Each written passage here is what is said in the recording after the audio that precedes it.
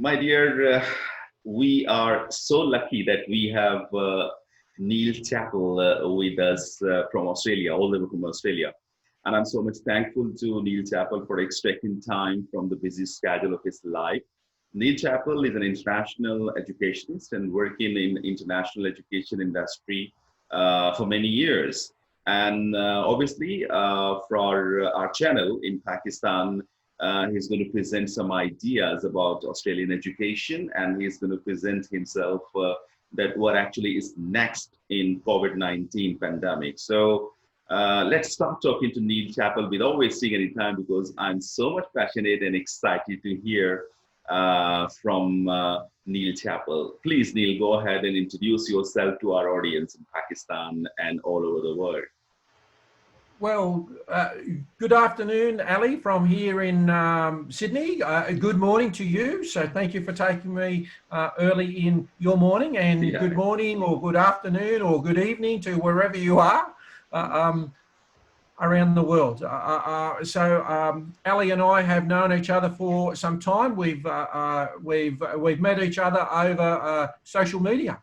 Yeah. I have worked in adult education since 1998. So what's that? 22 years. So for some time now, I have been a previous owner of an international college, and now I'm currently working at a international Christ college in the vocational sector.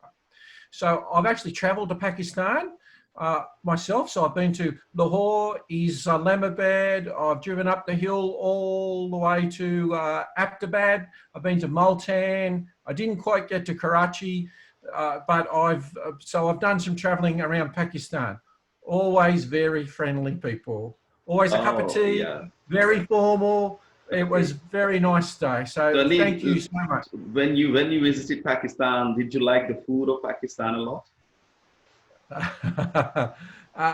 Mainly, yes. Being a foreigner, I am quite sorry about my phone just rang right at the wrong time. Being a foreigner at the time, I was very cautious about not getting sick. So I would only have cooked food that was cooked in front of me and bottled water. So I lost a fair bit of weight.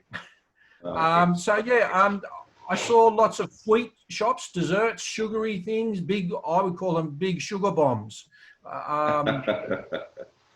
Lots of sweets. They were open late at night, 10, 11 o'clock at night. And, I went in summertime, so it was very hot. So people were up late and out and socialising. Lots of chicken. People were eating lots of chicken. So that's a bit of my history. Thank you very much. Neil, let's come to the point for what we are here in the student community and all the international education community. They are in the critical situation, as you know, because of the pandemic and the COVID-19.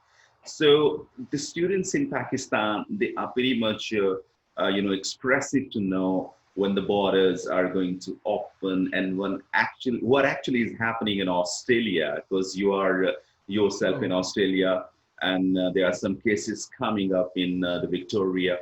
But what about Sydney and other parts? And when do you expect this border restriction is going to be lifted? All right. So I need my crystal ball. I need to be a fortune teller. Yeah. So I will give my opinion, and I do have one, but that may not crystallize.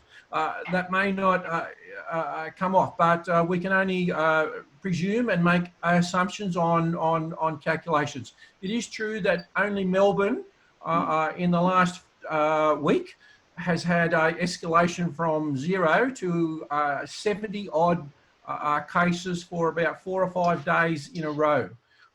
So apparently there has been some break within the how can we say, within the quarantine situation where they had people quarantined, and there was a break in that chain, and one of those persons has been a carrier, and they call them a super carrier because they weren't sick, and they've infected 350 odd. So right now, as of today, certain areas of Melbourne have been locked down. So certain suburbs, districts have been locked down. Within Sydney, which is 1,000 kilometres away, you know, 1 or 2 days walk.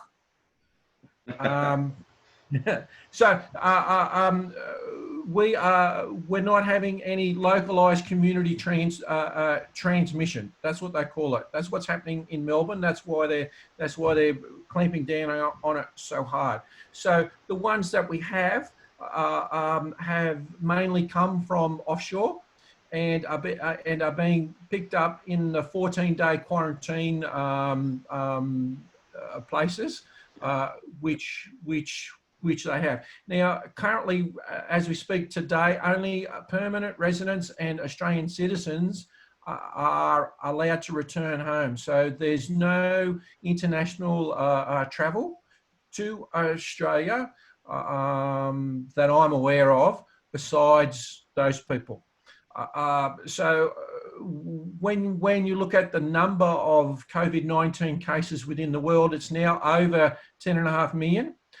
It's increasing at a more rapid rate. We've had over 500,000 deaths. It's mainly affecting people, sadly to say, my age and older. So the more senior people are more susceptible, and also the people that have an immune deficiency. So Australia has an ageing population, average age of probably 45 or older. So more Australians are more likely to be affected from COVID-19 than a younger population. Now, the reverse is happening with population and demographics for Pakistan. You have a large population, but a very young population. Yeah, so in fact, 70% of the young population in Pakistan. Yeah. So the crux of the question: when are they going to really open the borders for international students? Currently, they are trialling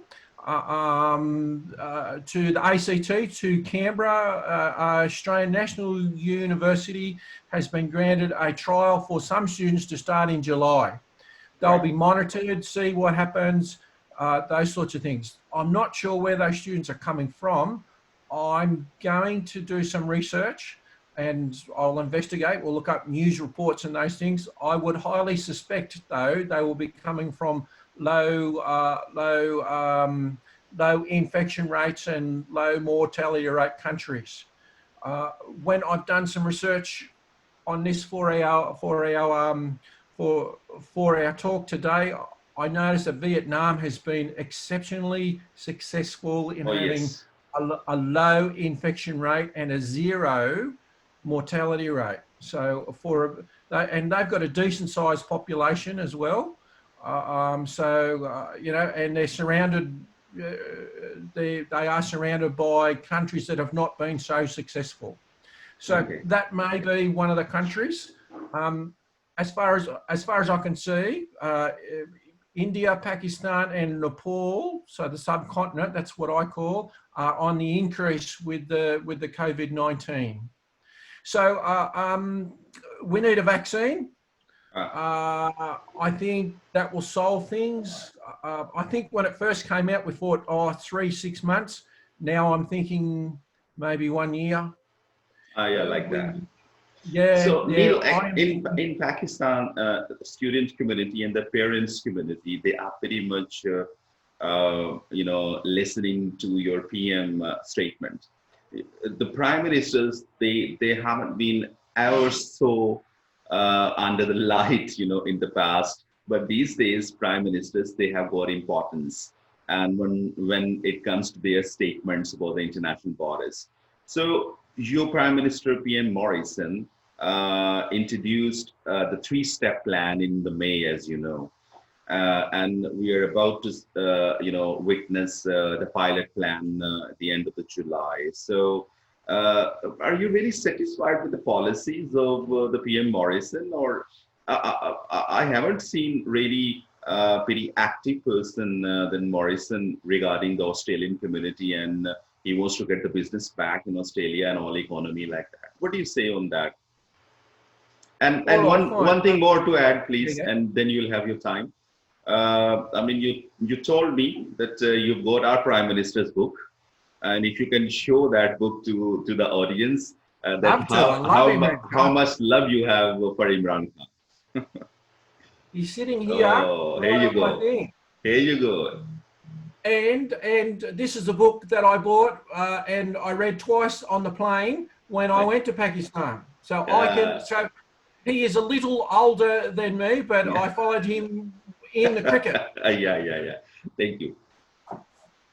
So let's come to the All right. answer. The Morrison and his policies and statements. Yeah, sure. Look, Australia has been blessed by being an island. So we're very fortunate that we have our closest physical neighbour is Papua New Guinea and Indonesia, way up north, a couple of 100 kilometres of sea between, and then we have New Zealand like 3,000 kilometres away. So we're very fortunate. God's blessed us that way. So that's a good border defence that way.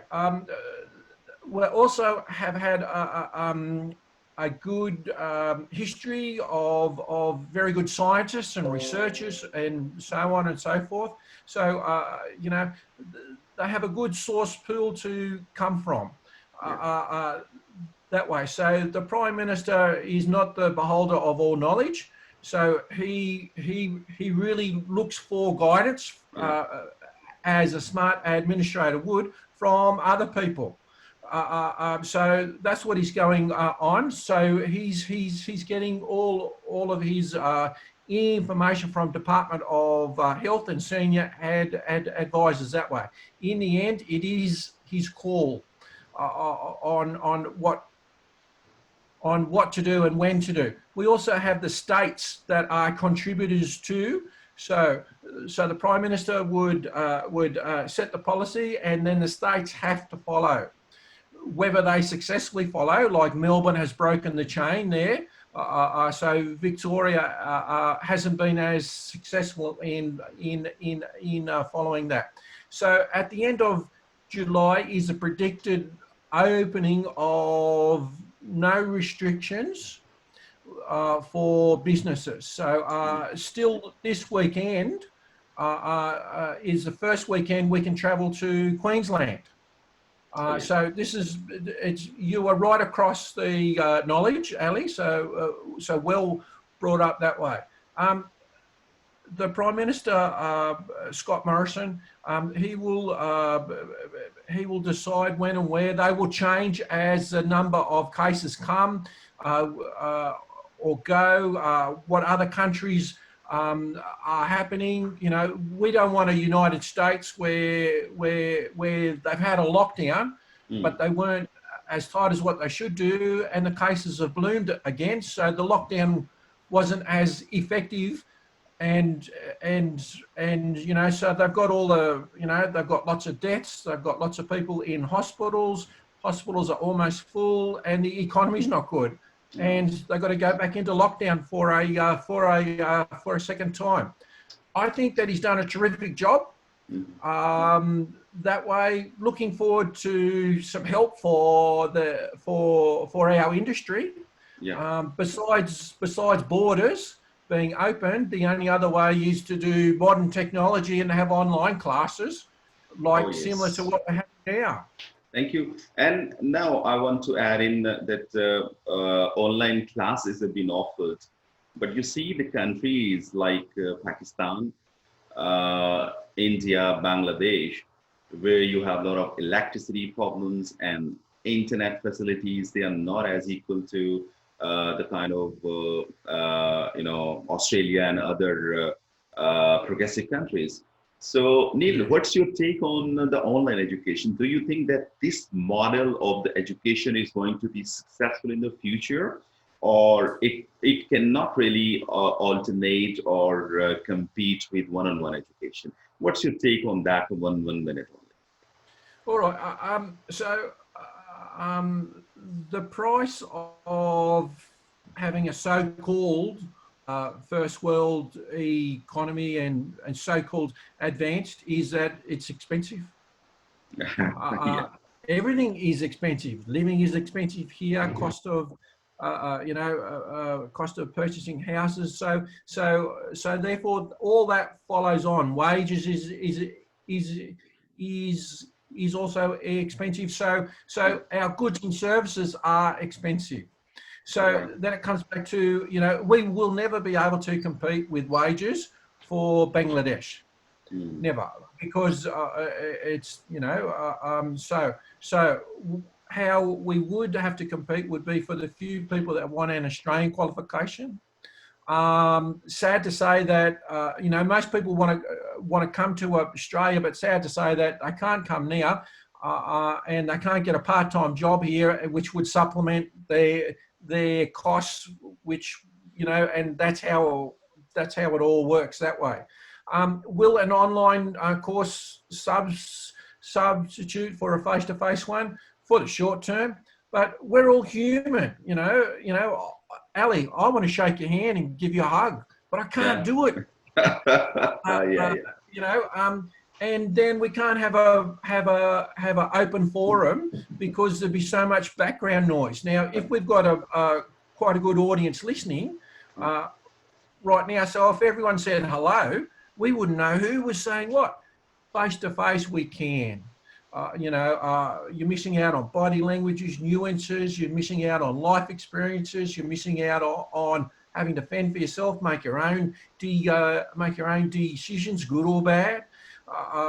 Moving away from home is so much of a growing up experience. It is almost as important as the actual technical knowledge that you'll Yeah. get during the course. So will they ever be replaced? I don't think so. Online can be a good substitute for one, for right now, and for two, for the people that don't have the financial resources to be able to come and study internationally. Oh, thank you very much. And no, Neil, at the end, I would love you to give a great message to international students community that how they should really tackle this tough situation. So, message for the international students and their parents that how they can really cover up this dark period of the COVID pandemic and how they have to be focused on the things. So, at the end, because Sure. you are really as busy as me. I know that you have to do a lot of works, the institution work, and obviously, I'm once again so much thankful to you for really having time for me. So, last message for the international students community and their parents. Sure. Ali, it's very easy to make time for you. Thank you very No much. problems It's at love. all. It's your love. So for the international students, you have to have a passion and a dream first. It's the same with anything. So when you went to high school, when you were in year 10, 11 and 12, you planned what to do for those 3 years. You chose electives. I want to have, I want to be a solicitor. I want to do business. I'm not sure what I want to do. So I will do science. Yes, I'm good at chemistry or physics. You have to have a plan and a dream, and you have to discover what your talents are. So you really discover what your talents are is by trying new things and be prepared to fail and find out this is for me, or no, it's not, or I'm going to try again. So you've got to have your plan, write it down, write down goals. I want to study overseas. Choose where you'd like to study. There are alternatives. I don't think anyone's going to go to the USA for some time now. No. So there's Australia, there's Canada, there's New Zealand, there is Europe. So source where your relatives are, where you'd like to go, what is good about that country. Do your research. This will be your biggest investment for your parents Yeah. and for yourself. Your parents will do money, but you will be doing time and effort and opportunity cost. You are only 19, 20, 21 once. So don't waste your international studies and dreams on a half-hearted effort. When you hop on the plane, you give mum and dad a big kiss and hug and goodbye, and you come overseas where there's less pressure for family ties and things like that. You need to be self-disciplined. Remember your goals, write them down, refocus on them, stay in touch with mother and father. WhatsApp is terrific. Yes, these are hard times now. Think of your grandparents or great-grandparents that went through World War I, World War II, the Great Depression, all in 40 years, and the Spanish flu. So, you know, they had four major things since 1908. They had four major things before 1950. No. So every decade there was many wars, things. Even in Pakistan, you had the separation. Oh yeah. With India. Yes. So you know, there is big things that have happened. Other people have survived. Yes, it's a struggle. You know, what doesn't break you makes you stronger. You have to stay sensible, calm, collected, and have reasonable expectations, and this is how you will get there. One day there will be a cure. One day there will be an end. That's my advice. Thank you really very much, and it's a great advice for the audience, including the parents and students, whoever is listening. I think you need to take advantage out of the person who's got the experience of more than 20 years in international education. And I'm so much passionate to bring the educationist like Neil Chappel on our channel and on the media through us. And this is our motive, to bring international community in Pakistan and introduce the best of knowledge and the best of providers and the best of the environments for you. And I believe that this effort is going to be you know, a valued effort, you know, for the community and the people of Pakistan and their parents. Neil, thank you really very much once again for your love and for your time. And it's been a great honor talking to you as always. The word of the wisdom and the passion about industry. One thing is common between Neil and me, that we are so much passionate about our industry and we want to promote education across the world. Neil, thank you very much and for your time. And people are going to see your recording later on, and I believe they will learn lot of things, you know, out of whatever you have said today.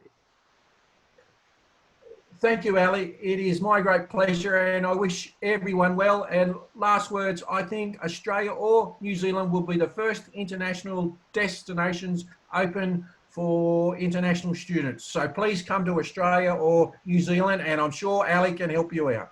Oh yeah, thank you very much, Neil. Thank you so very much. All the best. Bye-bye.